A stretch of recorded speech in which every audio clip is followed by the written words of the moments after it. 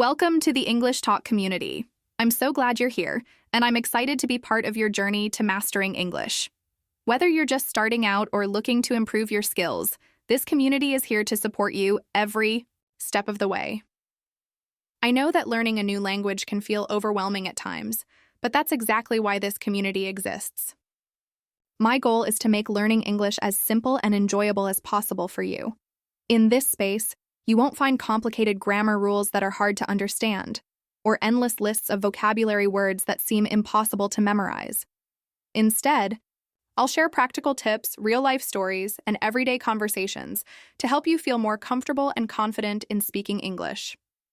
Here at the English Talk community, we're all about creating a friendly and supportive environment. You don't have to be afraid to make mistakes. In fact, I encourage it, because mistakes are an essential part of the learning process. You see, we all learn by doing, and each mistake brings us one step closer to improving. I've been there, myself, and I understand the challenges you face. In this community, we focus on learning English in a way that feels natural. We'll start with simple conversations and build up from there.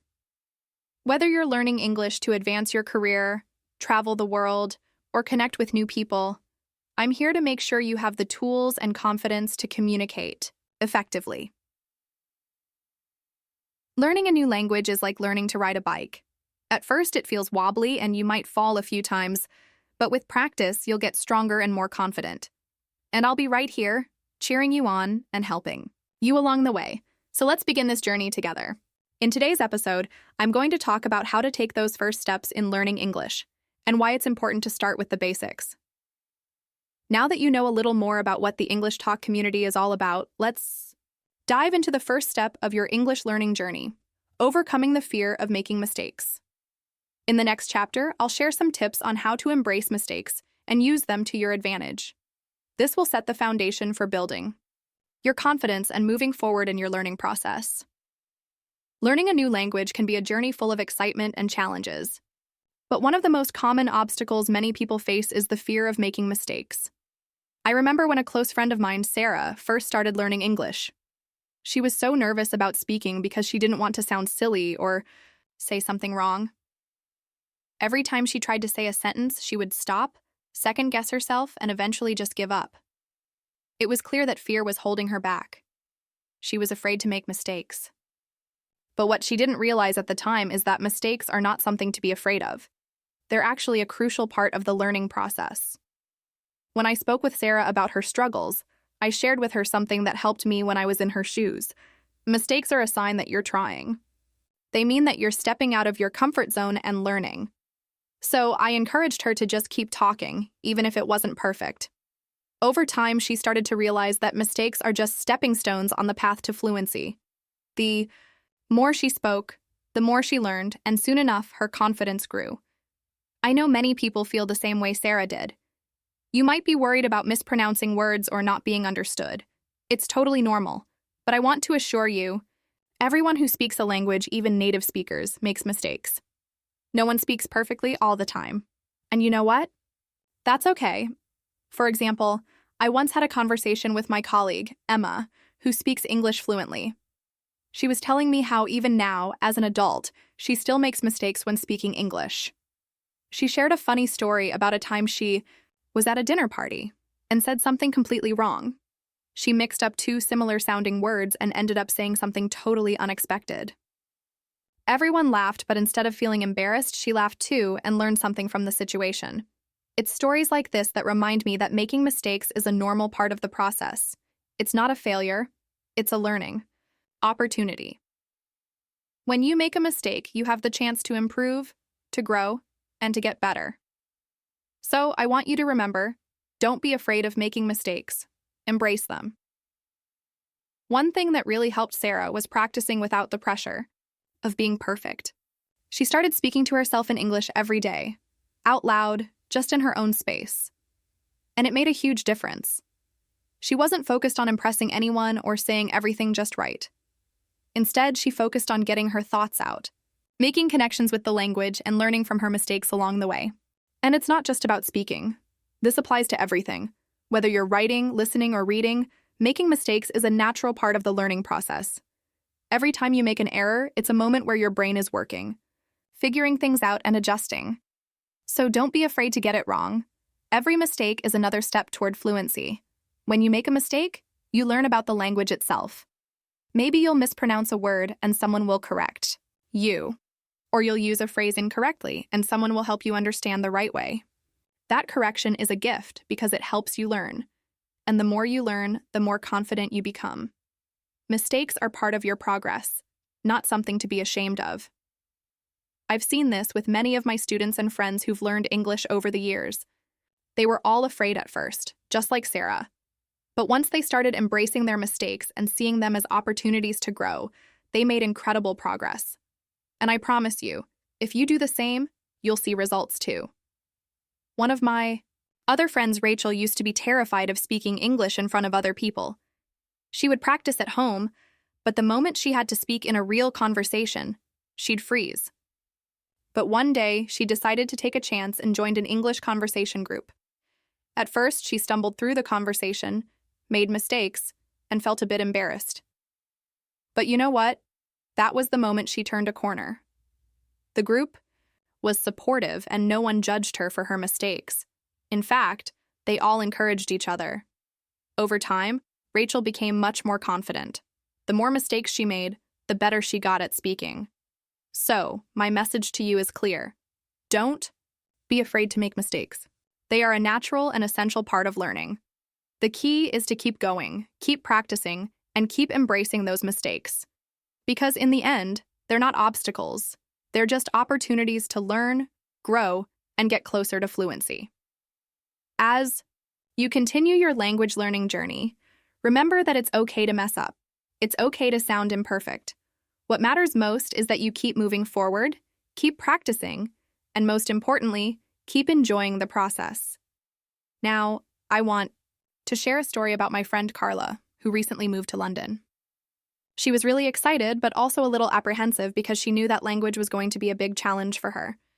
She had been studying English for years, but always in a theoretical way with books and exercises. What she didn't expect was how much real-life language would affect her day-to-day life.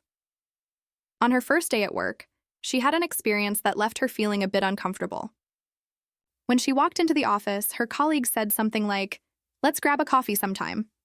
She was completely lost. What did grab a coffee mean?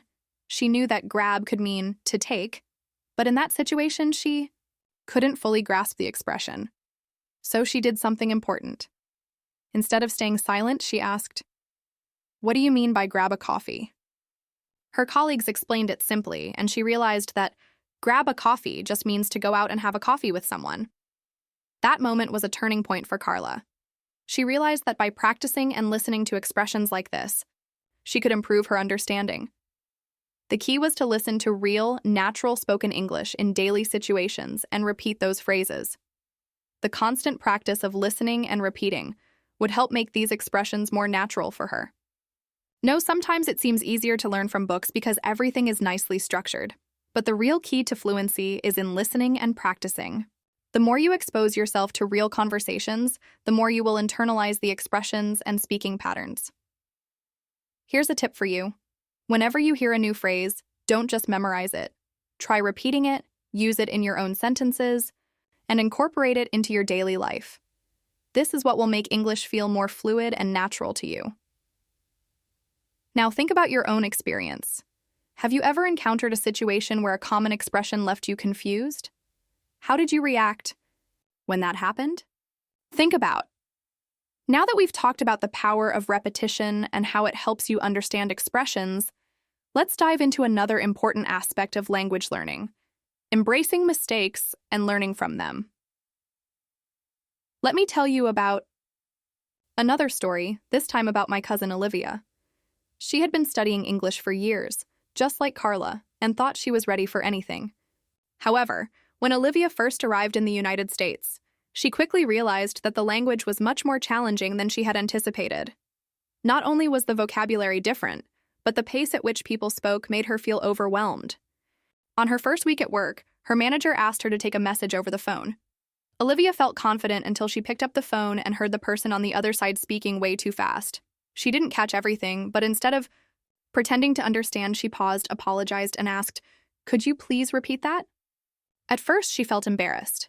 She was worried that asking for clarification might make her seem unprepared or unprofessional. But then, she realized that everyone makes mistakes. Her colleagues reassured her and even helped her understand the message more clearly. They told her that asking questions showed she was eager to learn and improve, and it helped to avoid misunderstandings. This story is a great reminder that language learning doesn't come with a perfect, error-free path. Mistakes are a part of the journey, and they're something to embrace, not fear. The key is to learn from them. By asking questions and not being afraid to make mistakes, Olivia grew more confident. With each mistake, she learned something new and got better. Now, I'm sure you've made mistakes too, whether it's mispronouncing a word or misunderstanding a phrase. How did you handle it? Did you try to push through, or did you ask for clarification, just like Olivia did? Mistakes are your teachers in disguise. Every time you don't understand something, it's a chance for you to learn. So, when you're in a situation where you don't quite get something in English, don't be afraid to ask or even admit that you didn't understand. That's the best way to keep improving. Now that we've learned about the importance of embracing mistakes, let's talk about a new challenge that many learners face: dealing with slang and informal expressions. These can often be tricky, but once you start getting the hang of them, you'll find they're essential for sounding more natural in conversations. Let's explore that next. As I mentioned earlier, slang and informal expressions can be tricky when you're learning English. Even if you're comfortable with the basics, these phrases can throw you off guard. I remember a time when my friend Anna, who had been living in the UK for a few months, was really struggling with understanding some of the local slang. One day, Anna was having a casual conversation with her colleague Jane, when Jane casually said, "I'm absolutely knackered after that meeting." Anna paused, trying to figure out what on earth knackered meant. She knew the conversation was about work, but knackered didn't make any sense to her. Now, Anna didn't want to ask about the word because she was afraid it might make her sound out of place. But later, when she went home, she decided to look it up. To her surprise, knackered simply meant tired or exhausted. This was just one of many examples of how people use informal expressions in everyday speech. One of the biggest challenges Anna faced, and one that you might face too, is that these slang terms often aren't taught in textbooks. They're phrases people use in conversations, but you won't find them in standard lessons. And because they're often cultural and regional, it's easy to miss them unless you've lived in an English-speaking country or have been exposed to native speakers regularly. The good news is that learning slang isn't impossible. It takes time and consistent exposure. The more you listen to how native speakers talk, whether it's through movies, TV shows, podcasts, or conversations, the more you'll start recognizing these expressions and eventually use them yourself. I suggest that next time you encounter an unfamiliar phrase, don't panic. Take a moment to ask or look it up. Over time, you'll accumulate a list of these informal phrases that will make you sound more natural and comfortable in English conversations. Now that we've covered slang, let's dive into another important skill: understanding idiomatic expressions. These are phrases that don't make sense if you translate them literally. But once you understand their meaning, they'll help you sound more fluent. Let's talk about a few examples. Idiomatic expressions can be a real challenge when you're learning a new language, especially English. These phrases often don't make sense if you translate them directly into your native language, which can make them confusing. But understanding and using idiomatic expressions is an essential part of sounding like a native speaker. I have a personal story about this. A few years ago, my cousin Sarah moved to the United States for work. She had studied English for many years and felt confident with her grammar and vocabulary. However, when she first started working, she quickly realized that everyday conversations were full of idiomatic expressions that left her puzzled. One day, during a meeting, her manager said, "Let's put a pin in it for now." Sarah froze for a second. What did that even mean? She thought to herself, "Do I need to find a pin?" But she quickly realized it wasn't literal. In this case, put a pin in it means to pause or temporarily stop discussing something. At first, Sarah felt embarrassed about not understanding it, but then she realized that this is just a part of language learning. Idiomatic expressions are incredibly common in casual conversations, and if you want to be fluent, you need to learn how to understand and use them. In fact, I encourage you to start paying attention to idioms in real conversations or media. Watch movies, listen to podcasts, or read books in English. Whenever you come across an idiom, make a note of it and try to understand its meaning and context. The more you practice, the more natural it will become. Now that we've discussed idioms, let's talk about a specific situation where idiomatic phrases are often used: workplace conversations. It's common to hear expressions in professional settings, and understanding them can make a big difference in your communication. Let's dive into that next. Workplace conversations are a huge part of our daily interactions, and understanding how to communicate effectively in a professional setting is crucial. Whether you're working with colleagues, meeting clients, or even just trying to understand office culture, knowing what to say and how to say it is essential. I want to share a story about my friend Tom. He had been working in an office in London for about 6 months when he found himself in a situation that many of us might have encountered, feeling out of place in a meeting. Tom had studied English for years, but the speed and tone of the conversation were a different story. During a team meeting, his manager said, "Let's circle back to this next week." Tom had no idea what that meant. He thought they were going to actually walk in a circle around the office. But of course, circle back simply means to revisit a topic later. At that moment, Tom felt a little lost. But instead of staying quiet, he decided to ask his colleague for clarification. Afterward, he felt much more confident. He realized that the key to improving in these situations is to not be afraid to ask questions. People don't expect you to know everything immediately, and asking for clarification shows that you're engaged and willing to learn.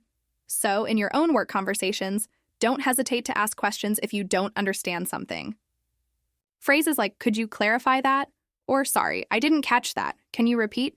can help you navigate through situations where you might feel unsure. Now that we've talked about the workplace, let's look at another common situation where English learners might face challenges: social gatherings. Whether it's a dinner party or a casual chat with friends, understanding and participating in social conversations is an important skill. Let's dive into that next. Social gatherings are a big part of life, and they can be both exciting and intimidating, especially when English isn't your first language. It's easy to feel overwhelmed when you're trying to join in on a conversation with native speakers, especially if they're talking fast or using slang. But the truth is, these situations are often the best opportunities to practice and improve your speaking and listening skills. Let me tell you about a time when my friend Laura was invited to a dinner party in an English-speaking country. Laura had been practicing English for years, and she felt confident when it came to writing and reading, but speaking was a different story. At the party, she found herself surrounded by a group of people chatting about their weekend plans. Everyone was speaking quickly, and she felt a little out of the loop. One of the guests, Sarah, asked Laura, "So, what's your game plan for the weekend?" Laura was caught off guard. She had no idea what game plan meant in this context. Was Sarah asking about her actual plans for the weekend? Or was it something more complicated? Instead of pretending she understood, Laura decided to speak up. She said, "I'm sorry, I'm not sure what you mean by game plan." Sarah laughed and explained that it was just another way of asking what Laura planned to do over the weekend. It was a simple phrase, but it was new to Laura. And by asking, she not only learned something valuable but also felt more comfortable joining the conversation. Laura's experience taught her a very important lesson. Don't be afraid to ask questions, even in social situations. Asking for clarification shows that you're engaged and interested in what the other person is saying. It can even help build rapport with people. Over time, as you expose yourself to more casual conversations and learn new expressions, you'll feel more at ease in these social settings. One day during a meeting, her manager said, "Let's put a pin in it for now." Sarah froze for a second. What did that even mean? She thought to herself, "Do I need to find a pin?" But she quickly realized it wasn't literal. In this case, put a pin in it means to pause or temporarily stop discussing something. At first, Sarah felt embarrassed about not understanding it, but then she realized that this is just a part of language learning. Idiomatic expressions are incredibly common in casual conversations, and if you want to be fluent, you need to learn how to understand and use them. In fact, I encourage you to start paying attention to idioms in real conversations or media. Watch movies, listen to podcasts, or read books in English. Whenever you come across an idiom, make a note of it and try to understand its meaning and context. The more you practice, the more natural it will become. Now that we've discussed idioms, let's talk about a specific situation where idiomatic phrases are often used: workplace conversations. It's common to hear expressions in professional settings, and understanding them can make a big difference in your communication. Let's dive into that next. Workplace conversations are a huge part of our daily interactions, and understanding how to communicate effectively in a professional setting is crucial. Whether you're working with colleagues, meeting clients, or even just trying to understand office culture, knowing what to say and how to say it is essential. I want to share a story about my friend Tom. He had been working in an office in London for about 6 months when he found himself in a situation that many of us might have encountered: feeling out of place in a meeting. Tom had studied English for years, but the speed and tone of the conversation were a different story. During a team meeting, his manager said, "Let's circle back to this next week." Tom had no idea what that meant. He thought they were going to actually walk in a circle around the office. But of course, circle back simply means to revisit a topic later. At that moment, Tom felt a little lost. But instead of staying quiet, he decided to ask his colleague for clarification. Afterward, he felt much more confident. He realized that the key to improving in these situations is to not be afraid to ask questions. People don't expect you to know everything immediately, and asking for clarification shows that you're engaged and willing to learn. So, in your own work conversations, don't hesitate to ask questions if you don't understand something. Phrases like, "Could you clarify that?" or "Sorry, I didn't catch that. Can you repeat?" can help you navigate through situations where you might feel unsure. Now that we've talked about the workplace, let's look at another common situation where English learners might face challenges: social gatherings. Whether it's a dinner party or a casual chat with friends, understanding and participating in social conversations is an important skill. Let's dive into that next. Social gatherings are a big part of life, and they can be both exciting and intimidating, especially when English isn't your first language. It's easy to feel overwhelmed when you're trying to join in on a conversation with native speakers, especially if they're talking fast or using slang. But the truth is, these situations are often the best opportunities to practice and improve your speaking and listening skills. Let me tell you about a time when my friend Laura was invited to a dinner party in an English-speaking country. Laura had been practicing English for years, and she felt confident when it came to writing and reading, but speaking was a different story. At the party, she found herself surrounded by a group of people chatting about their weekend plans. Everyone was speaking quickly, and she felt a little out of the loop. One of the guests, Sarah, asked Laura, "So, what's your game plan for the weekend?" Laura was caught off guard. She had no idea what game plan meant in this context. Was Sarah asking about her actual plans for the weekend? Or was it something more complicated? Instead of pretending she understood, Laura decided to speak up. She said, "I'm sorry, I'm not sure what you mean by game plan." Sarah laughed and explained that it was just another way of asking what Laura planned to do over the weekend. It was a simple phrase, but it was new to Laura, and by asking, she not only learned something valuable, but also felt more comfortable joining the conversation.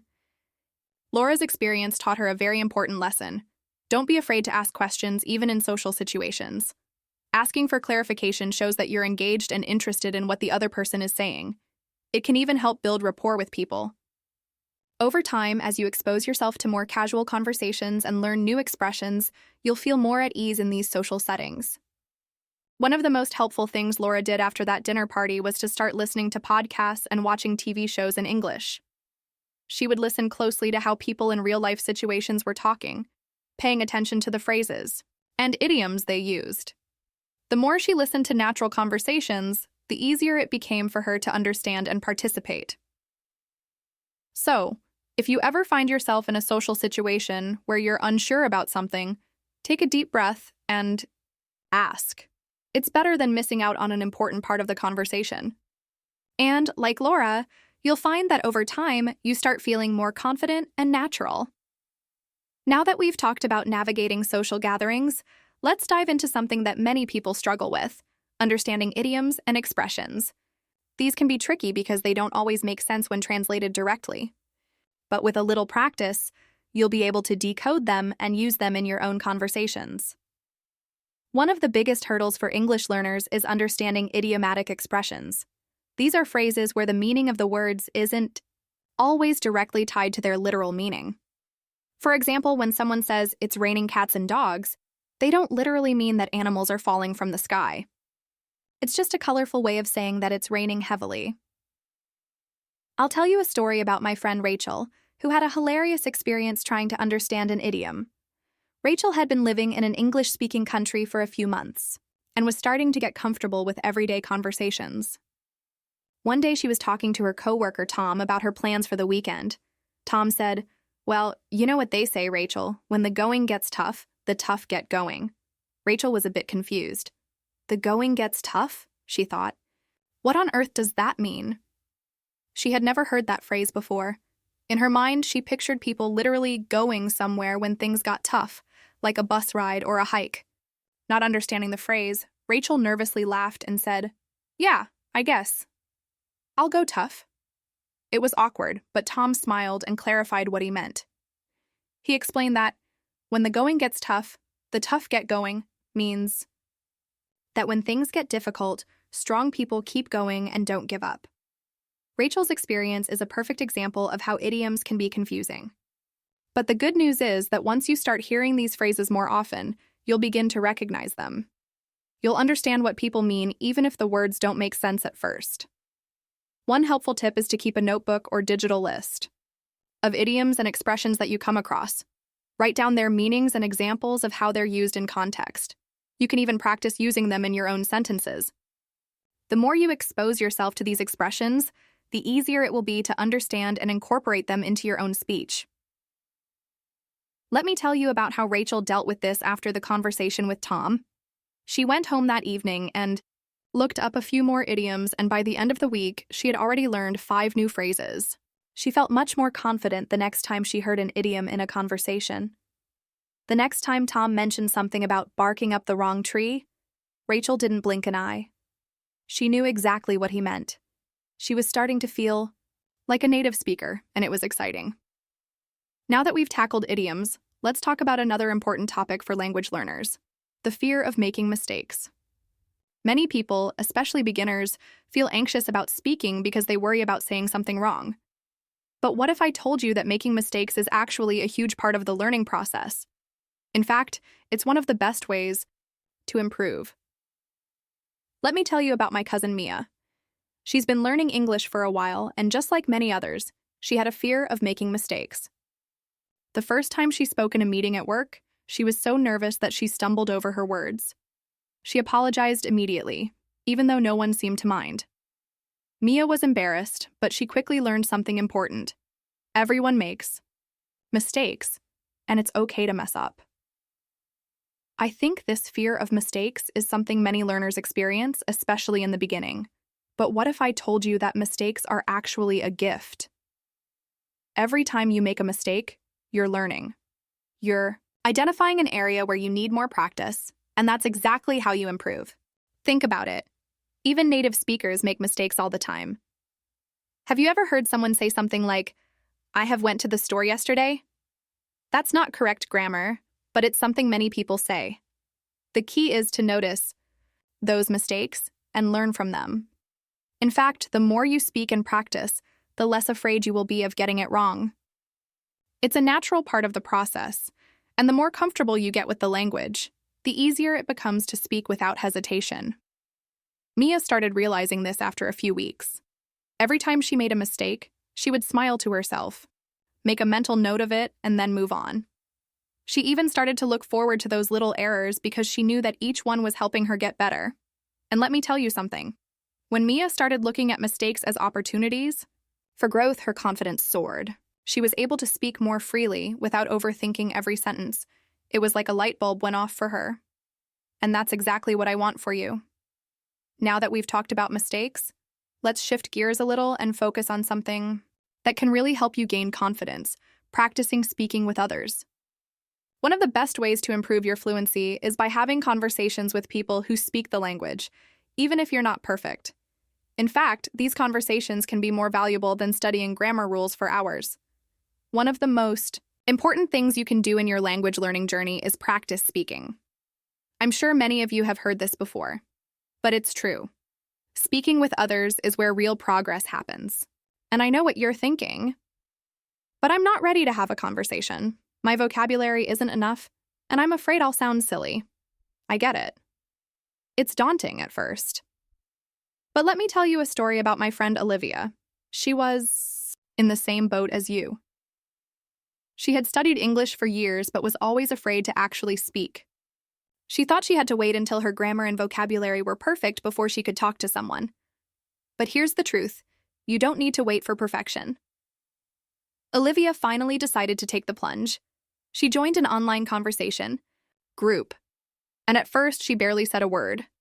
She would listen, nod, and try to understand everything. But slowly, something amazing happened. As she continued to practice, she became more comfortable. She realized that the people in the group weren't judging her, they were supporting her.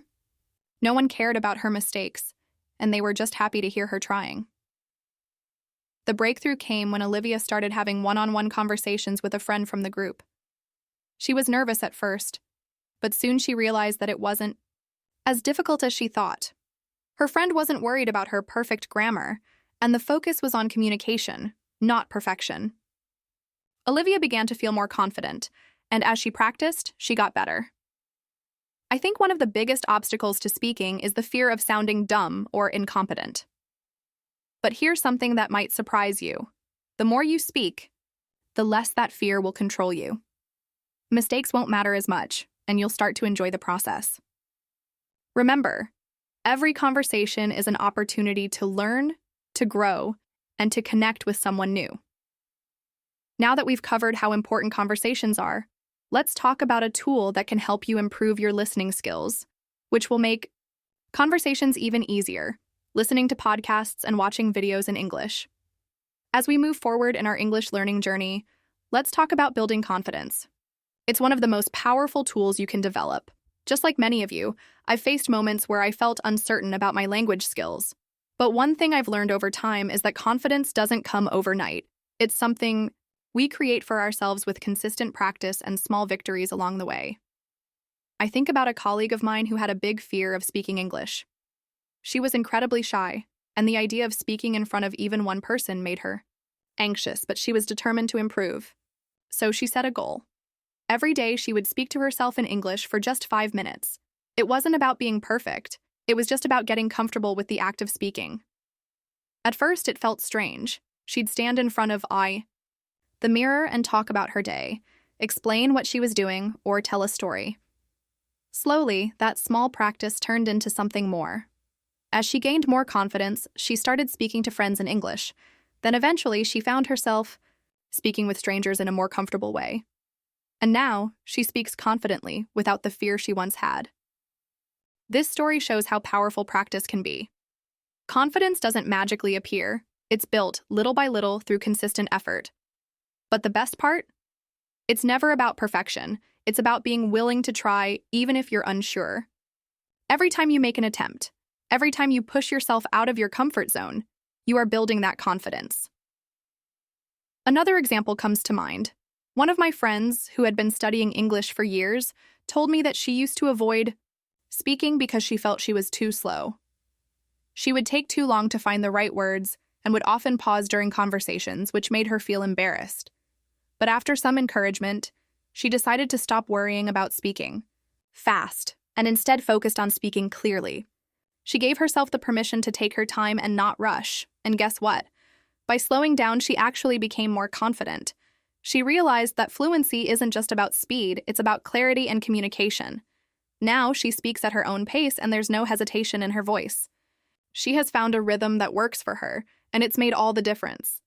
So my message to you is this. Practice is the foundation of confidence. Start where you are. Make small efforts every day. Whether it's speaking to yourself in English, reading aloud, or having short conversations with others, each step you take matters. Don't worry about sounding perfect. Instead, focus on improvement. Celebrate each small milestone. The more you practice, the more confident you'll become. And trust me, that confidence will empower you to keep moving forward in your English learning journey. As we continue on this path, let's talk about one of the biggest challenges many of us face: Real conversations. It's one thing to study English through books or online lessons, but when we actually have to speak in real-life situations, it can be a completely different experience. I know this from my own journey, and I've heard it from so many people in our community. It's easy to feel nervous when speaking English with others, especially if it's in an unfamiliar setting or with people you don't know well. I remember a time when I was just starting to practice English more actively. I was in a cafe, and there was a group of people speaking English at a nearby table. I felt a sudden urge to join the conversation, but my heart started racing. What if I made a mistake? What if I said something wrong? All these thoughts went through my head. But then I realized that the only way to improve was to take action. So I walked up to them and said, "Hi, I couldn't help but overhear your conversation. Mind if I join in?" It was a simple sentence, but in that moment it felt like a huge leap. They welcomed me into the conversation, and from there it just flowed. Sure, I stumbled over some words and had to think for a moment before responding, but that's part of the process. No one judged me. In fact, they were encouraging and appreciated that I was making the effort to speak. That experience taught me an important lesson. We tend to overthink and fear what others will think of us. But in reality, most people are just happy that we're trying to communicate. The more we step out of our comfort zone, the more we realize that these fears are often exaggerated in our minds. Another story that comes to mind is from one of my close friends. She had been learning English for a while, but she always avoided speaking in group settings. Her fear was that others would notice her mistakes. One day, she decided to challenge herself. She joined an English club that met once a week for casual conversation. The first few times, she felt nervous. She stumbled over some words, and there were moments of silence where she had to think about what she wanted to say. But by the third meeting, she started to feel more relaxed. She noticed that no one was judging her. In fact, they were supportive, and often encouraged her to keep going. This is something we all need to remember. Conversations are about connection, not perfection. People don't expect us to speak flawlessly. They want to understand us, and they appreciate the effort we put into communicating. The more we practice in real-life situations, the more comfortable we become with the process. So, the next time you're faced with the opportunity to speak in English, whether it's at work, with friends, or in any social situation, take a deep breath and go for it. Don't worry about mistakes. Every conversation, no matter how small, is an opportunity to improve. And remember, the more you practice, the easier it gets. I know from experience that listening can sometimes feel challenging, especially when you're exposed to fast-paced conversations or accents that you're not used to.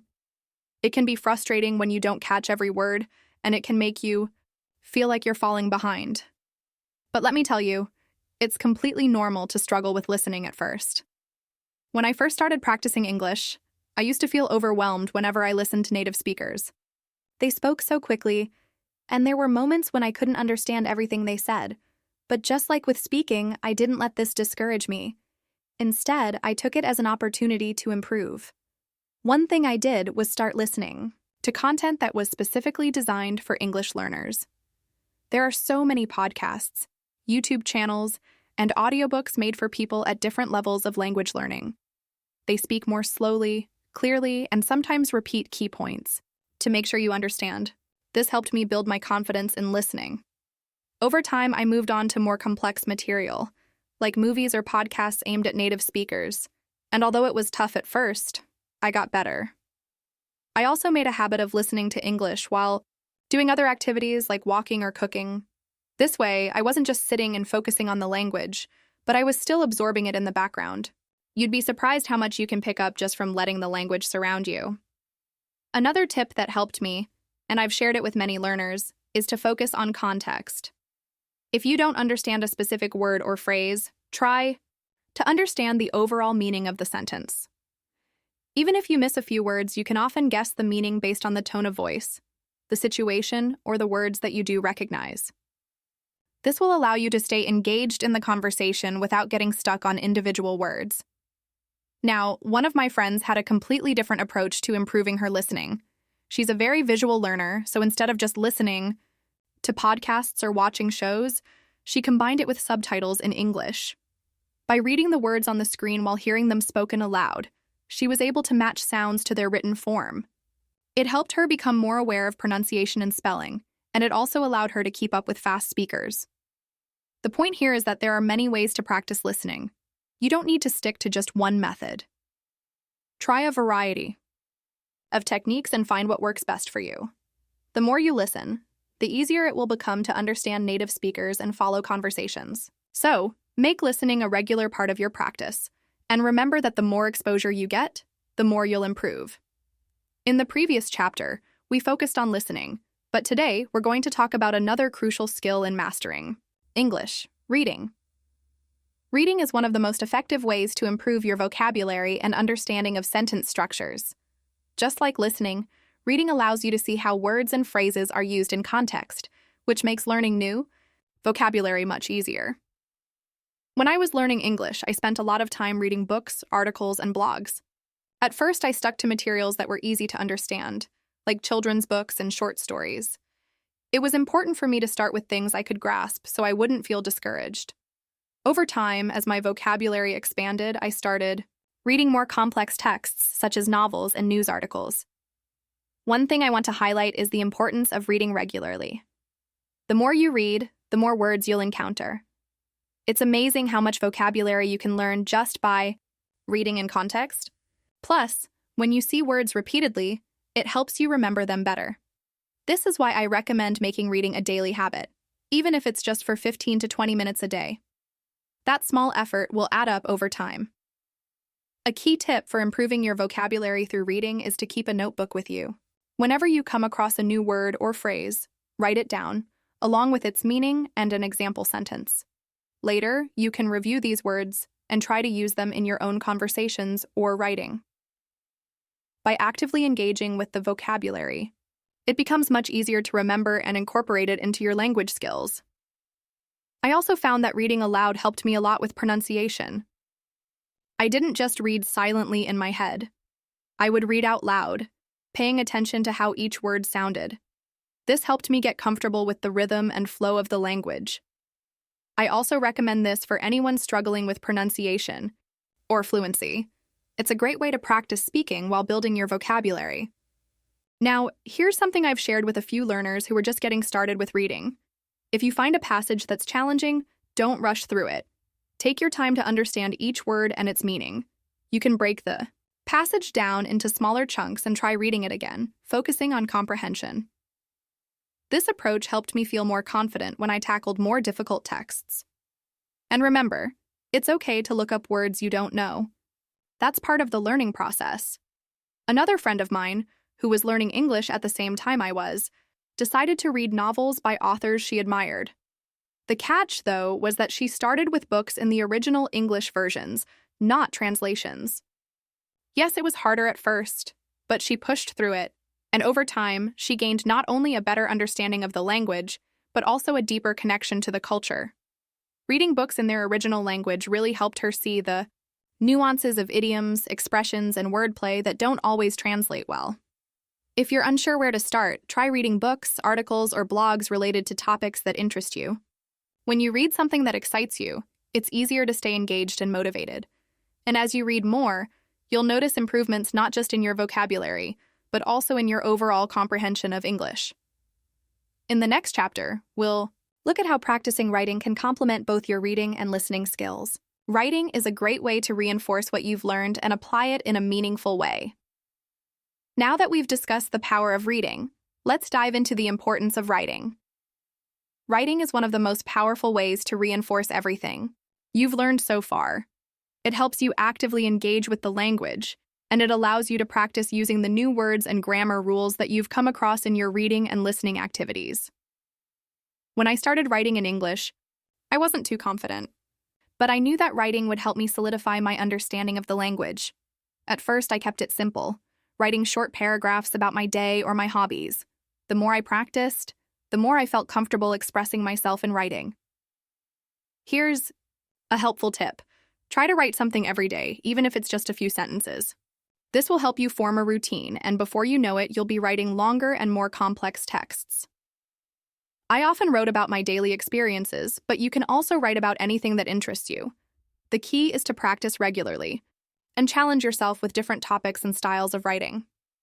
For example, When I was first learning, I challenged myself to write short stories. These stories allowed me to use new vocabulary and experiment with different sentence structures. I also paid attention to how native English speakers wrote, which helped me improve my style. And yes, it was a bit challenging at first, but with time, I started to feel more comfortable. Writing doesn't just help you practice vocabulary, it also helps you with grammar. When you write, you're actively thinking about how sentences are structured and how different tenses are used.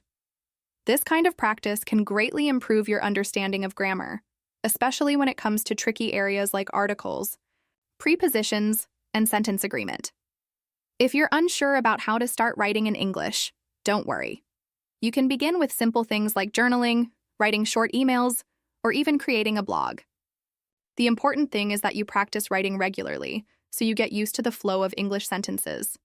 One of my friends who was struggling with grammar started writing short essays about the things she loved, like her favorite movies or books.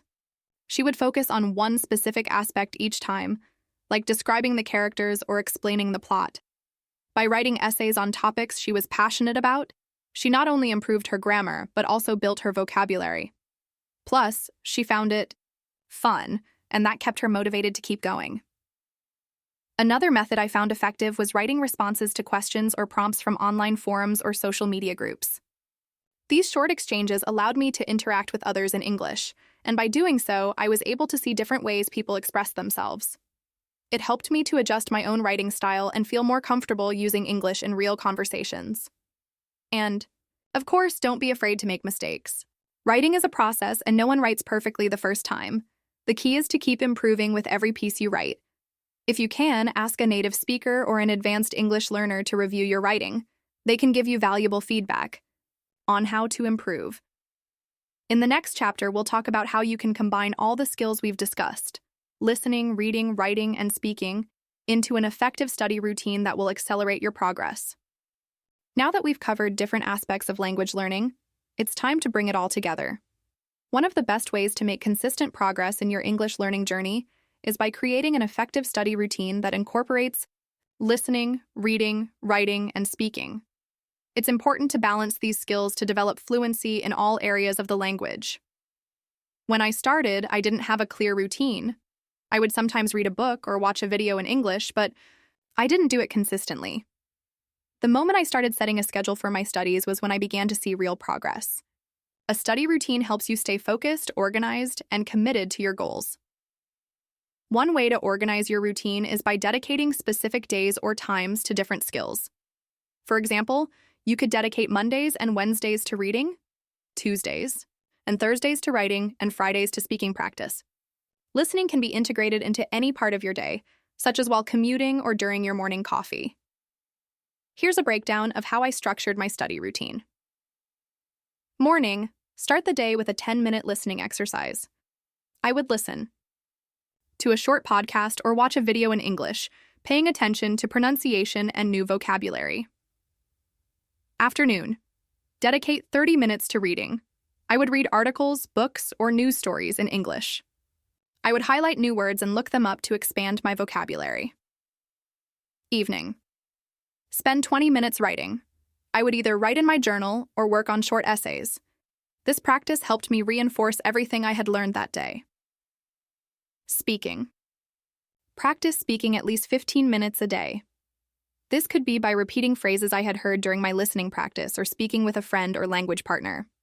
The key here is consistency. Even if you only have a short time each day, use it wisely. Try not to overwhelm yourself by setting too many tasks.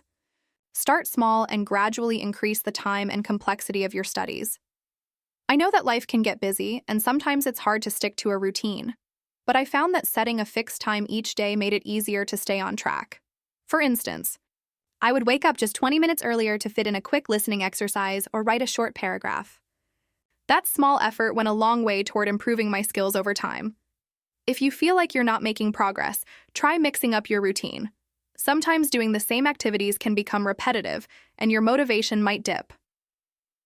Experiment. With different resources like audiobooks, online courses, or language exchange apps to keep things fresh and interesting. One of the people I know who was struggling with consistency began using a language learning app to track their progress. They set small goals, like learning 5 new words every day, and the app would remind them to practice. This helped them stay motivated, and after a few weeks, they had learned hundreds of new words. Another friend of mine joined a study group, where everyone practiced speaking and writing in English. The group held weekly meetings, and they would discuss topics like travel or food in English. This not only gave them speaking practice, but also added an element of accountability to their routine. In the next chapter, we'll dive into how to stay motivated and overcome the challenges that come with learning a new language. Learning a new language can be incredibly rewarding, but it's also filled with its fair share of challenges. There will be days when it feels like you're not progressing, or you might struggle with certain aspects of English. These moments are completely normal, and it's important to know how to stay motivated through them. In the early stages of my journey, I often felt frustrated when I didn't understand something or couldn't express myself as clearly as I wanted. However, I learned to embrace these challenges as part of the process. They weren't signs that I was failing, they were signs that I was pushing myself to grow.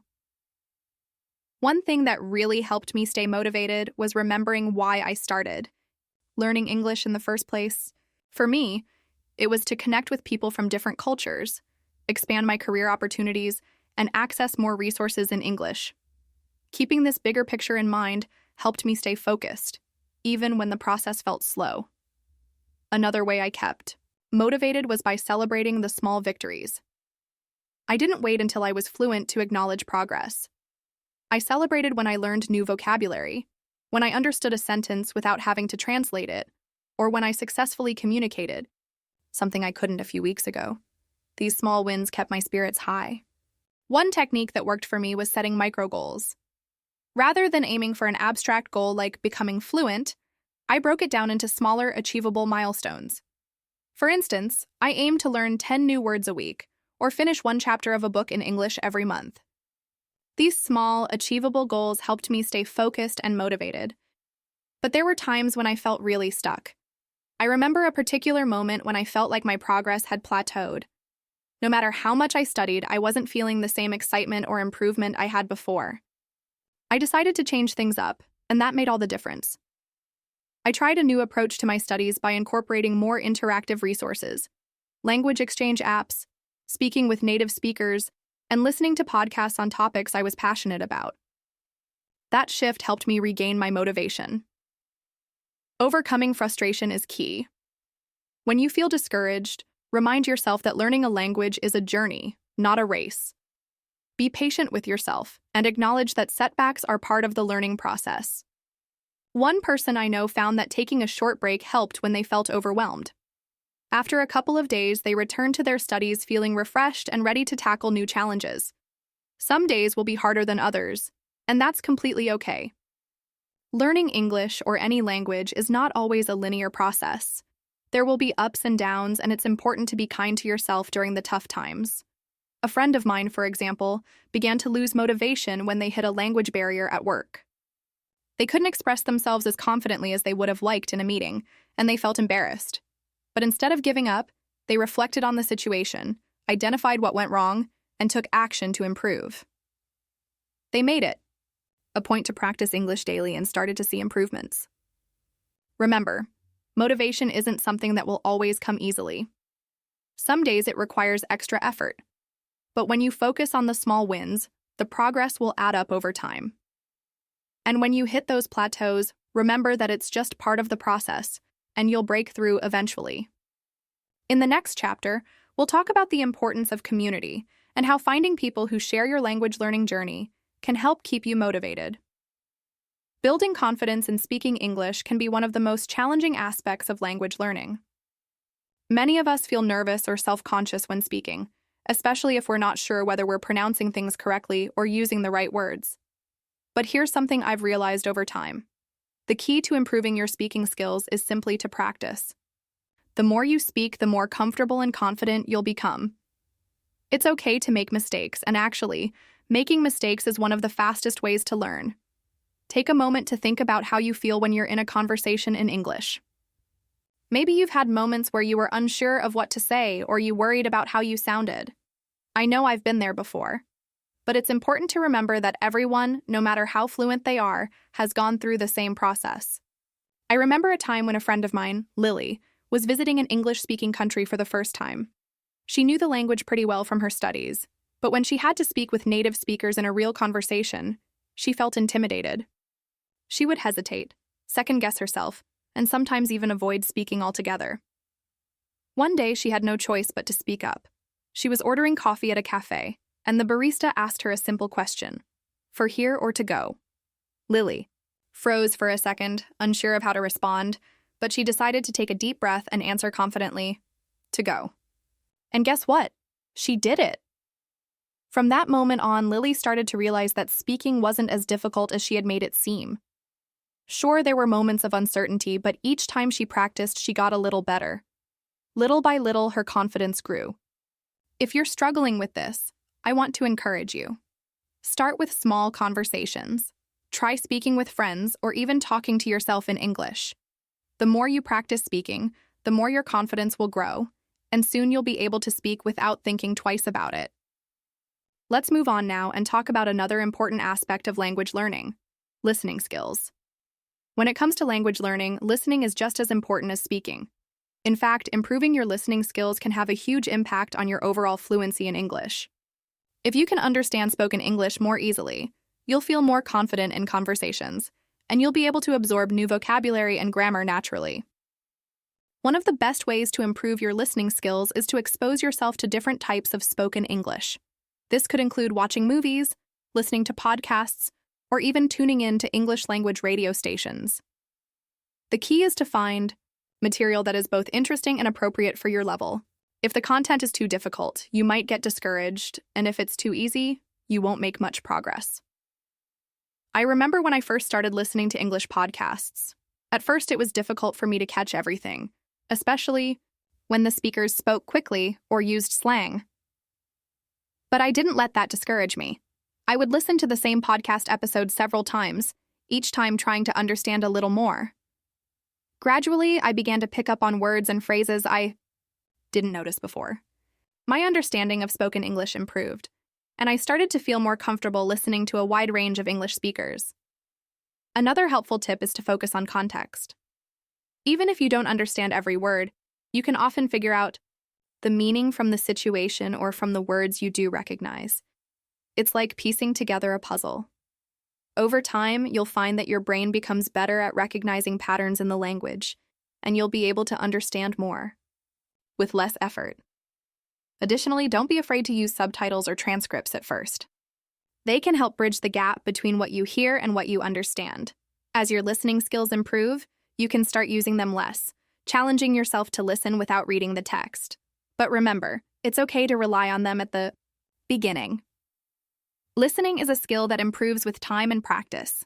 The more you expose yourself to English, the more you'll start to notice improvements. And remember, it's not about understanding every single word. It's about getting the overall message and understanding the meaning behind the conversation. Now that we've discussed listening, let's explore another key skill in language: learning, reading. Let's talk about how reading can help you expand your vocabulary and improve your overall language proficiency. Reading is one of the most effective ways to improve your English. When you read, you not only get exposed to new vocabulary, but you also see how grammar is used in context.